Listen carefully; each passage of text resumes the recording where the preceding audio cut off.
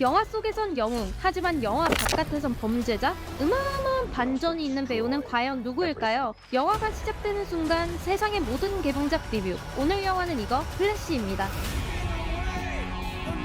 배우 에즈라 밀러는 1992년 미국 출생 배우로 2008년 안토니오 캠포스 감독의 애프터스쿨로 스크린 데뷔했으며 이후 시티 아일랜드, 케빈에 대하여, 월플라워 등 다양한 작품에서 훌륭한 연기를 보여줘 호평을 받았습니다. 2016년부터 공개된 신비한 동물 사전 시리즈에서 주요 인물 중 하나인 크레덴스 베어본 역을 맡아 유니크한 매력을 뽐내기도 했죠. 국내에서는 배우 수영과 절친으로도 알려져 있습니다. 그러던 드디어 DCU의 플래시 역으로 발탁되며 저스티스 리그에 입성했습니다. 배트맨 대 슈퍼맨, 저스티스의 시작에 출연했으며 저스티스 리그에서는 원더우먼을 비롯한 히어로들과 힘을 합쳐 세계를 구했으며 솔로무비 플래시 제작까지 이르게 됐습니다. 이때까지만 해도 그의 앞길은 창창할 것만 같았죠. 하지만 그의 인기는 오래가지 않았습니다. Wait, he's Batman? 술집 난동 및 폭행 혐의, 살해 협박 혐의, 미성년자 그루밍 혐의, 절도죄 혐의로 고소당했고 다 말하기도 입 아프다. 외신들은 그의 범죄를 앞다퉈 보도하기 시작했습니다. 그 중에서도 그루밍 범죄는 가해자가 피해자에게 신뢰를 얻은 뒤 관계를 형성한 후 심리적으로 지배하는 행위이며 피해자의 대부분이 미성년자로 피해 당시에는 피해자라는 것조차 인식하지 못하는 경우가 많기에 가해자인 에즈라 밀러는 대중의 문매를 맞을 수밖에 없었습니다. 하지만 이런 어마어마한 중범죄에도 DC 스튜디오는 에즈라 밀러를 안고 가기로 결정했습니다. DC 스튜디오 공동회장인 제임스 건과 피터 사프라는 플래시의 주연이 바뀌지 않을 것이라 밝혔고, 특히 피터 사프라는 에즈라 밀러는 개선되고 있다, 회복에 전적으로 전념하고 있다고 강조하기도 했죠. 이후 에즈라 밀러의 얼굴이 담긴 공식 예고편이 공개되고 그는 할리우드 대표 미운 우리 새끼로 거듭났습니다.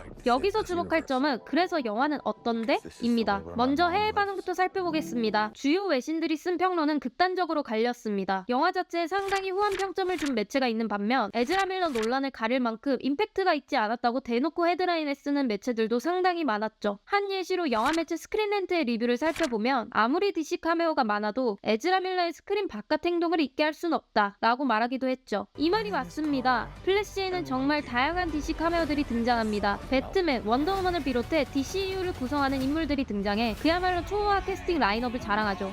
하지만 카메오 등장은 잠시일 뿐, 다시금 에즈라 밀러의 모습이 비칠 때면 그의 범죄들이 생각나 영화에 집중하기 어렵습니다. 신생아들을 살리는 장면을 봐도, 엄마를 사랑한다 말하며 앉는 장면을 봐도 눈물이 한 방울도 나지 않습니다. 언니 티야? 아무리 플래시가 정의롭고 멋있게 나와도 감정이입이 되지 않죠. 그가 저지른 범죄가 있으니까요. 미성년자를 상대로 범죄를 저지른 이가 신생아들을 구한다니, 이런 아이러니가 있을까요?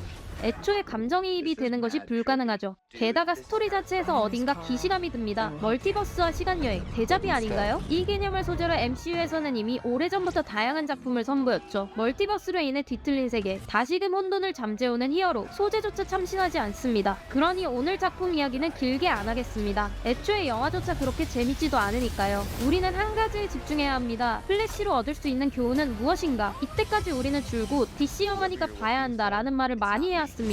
DC 코믹스, DCU 팬들의 입장에선 한 작품이라도 보지 않으면 전체 세계관을 이해할 수 없고, 특히 자신이 좋아하는 히어로가 나오는 작품은 설레는 마음으로 기다릴 수밖에 없기 때문이죠. 하지만 이러한 모든 기대를 저버리고 책임감 없이 행동한 배우에게 용서의 기회를 줘야 하는 것이 맞는 행동일까요? 연기를 잘하니까, 작품을 엎으면 공개되지 못하니까 그대로 받아들이는 행위가 과연 맞는 것일까요? 더 나아가 그러한 배우를 옹호하는 관계자들에게 책임은 없는 걸까요? 애초에 이 죄를 안고 가든 안고 가지 않든 용서는 제작자들이 아니라 에즈라 밀러가 일으킨 범죄의 피해자들이 했어야 하지 않을까요? 여러분의 생각은 어떠신지 댓글로 알려주세요. 블록버스터부터 다양한 독립영화까지 구독 버튼 꾹 누르시고 최신 영화 개봉 소식 놓치지 않길 바랍니다.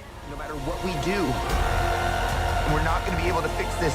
지금까지 오영이었습니다.